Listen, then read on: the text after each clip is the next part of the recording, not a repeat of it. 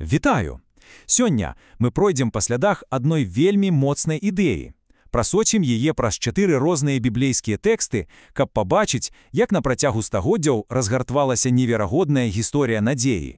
Вось менавіта гэтае пытанне і знаходзіцца ў цэнтры нашай размовы. Мы паглядзім на прароцтва, якое прагучала ў перыяд сапраўдны вострага нацыянальнага крызісу. Ну што ж, давайте пачнем разбірацца. Каб зразумець сутнасць абяцання, трэба спачатку адчуць тую цемру. А для гэтага нам давядзецца перанесціся амаль на 3000 гадоў у мінулае.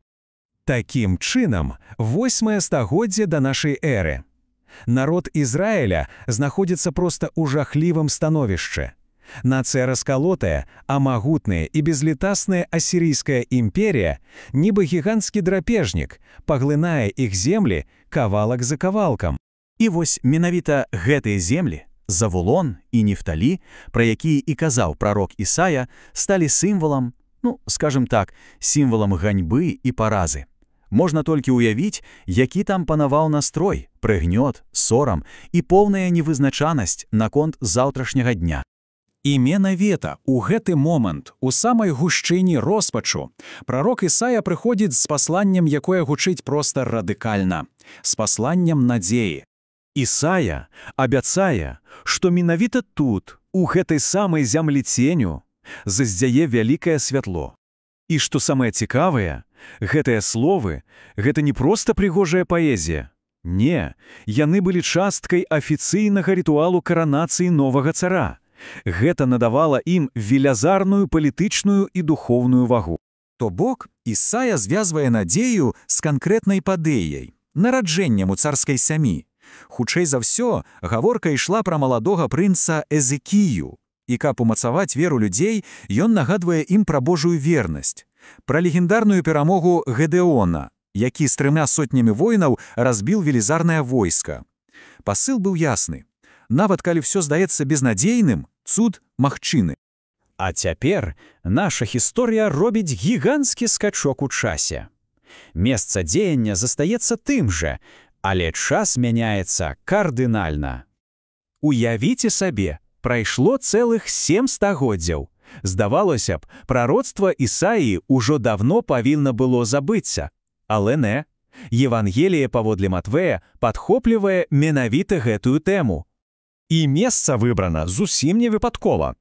Матвей свядома, крок за крокам, звязвае прыход Ісуса са старажытным абяцаннем Ісаі. Ён нібы кажа: «Глядзіце, гісторыя нарэшце дасягла свайго кульмінацыйнага моманту». І вось тут мы бачым прамую связь, яна проста відавочная. Мацвей не проста намікае, не, ён наўпрост цытуе Ісаю.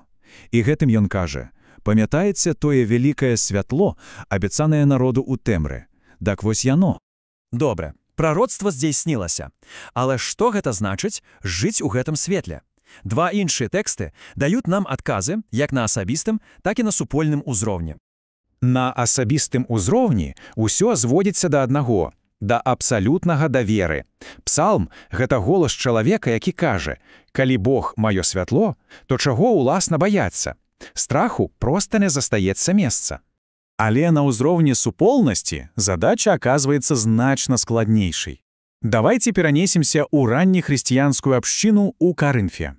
Яны змагаліся са сваёй уласнай цёмрай, з унутранымі канфліктамі і падзеламі. Толькі паглядзіце, супольнасць фактычна распалася на фан-клубы. Кожны трымаўся за свайго любімага прапаведніка, і ў выніку все забыліся пра саму сутнасць паслання, пра тое, што іх аб'ядноўвае. І вось апостол Павел задае ім пытанне ў лоб, вельмі моцнае пытанне. Пачакайце, хіба Христос падзяліўся? Ён нагадвае, што хрышчэнне зрабіла іх усіх адным целам, а значыць, усе гэтыя спрэчкі проста бессэнсаўныя. І гэта, бадай, ключавы момант. Жыць у светлае значыць быць у адзінстве. Ну што ж, давайте паспрабуем сабраць усе часткі гэтай вялікай гісторыі разам. Гэты шлях выразна паказвае, як канкрэтнае абяцанне, дадзенае аднаму народу ў момант адчаю, паступова ператвараецца ў універсальнае пасланне.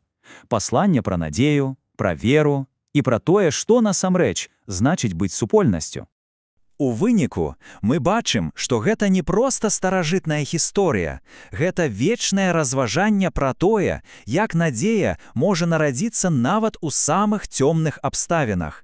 І гэта пакідае нас з вельмі важным пытаннем: а што з'яўляецца святлом у нашыя сучасныя часы цені?